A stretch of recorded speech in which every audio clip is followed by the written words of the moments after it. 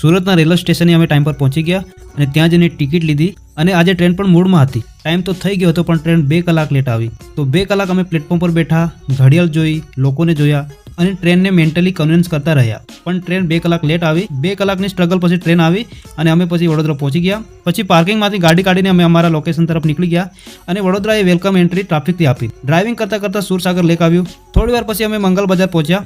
ગાડી પાર્ક કરીને અમે સીધા અમારા મેઇન કામ પર નીકળી ગયા. આજે એક ઇમ્પોર્ટન્ટ સપ્લાયર સાથે મીટિંગ હતી. સપ્લાયર મળ્યા, સેમ્પલ જોયા, મેન્યુફેક્ચરિંગ, ક્વોલિટી, પ્રાઇસિંગ બધું ડિટેલમાં ડિસ્કસ કર્યું. મીટિંગ ભરપૂર પ્રોડક્ટિવ રહી, ડીલ પ્રોપર થઈ અને કામ પરફેક્ટ રીતે પતાવી દીધું. પછી ફરી મંગલ બજારની ટ્રાફિકમાંથી જેમ તેમ નીકળ્યા. પછી રસ્તામાં નાસ્તો પાર્સલ કરાવ્યો, ઘરે જઈને ફ્રેશ થઈને ખાધું. પછી થોડી એનર્જી આવી. પછી વિચાર્યું હતું કે આરામ કરીશ પણ કામ બાકી હતું. સવારે 3 વાગ્યાથી કામ ચાલુ કર્યું હતું અને હજુ પણ ચાલુ જ છે. એક કાગળ પર ફિંગરપ્રિન્ટ, સિગ્નેચર કરી, કોમ્પ્યુટર ખોલીને એડિટિંગ, સાઇઝ ને બધું બરાબર કર્યું. પછી ગવર્મેન્ટ વેબસાઇટ ખોલીને દસ્તાવેજો અપલોડ કરીને ફોર્મ સબમિટ કર્યા.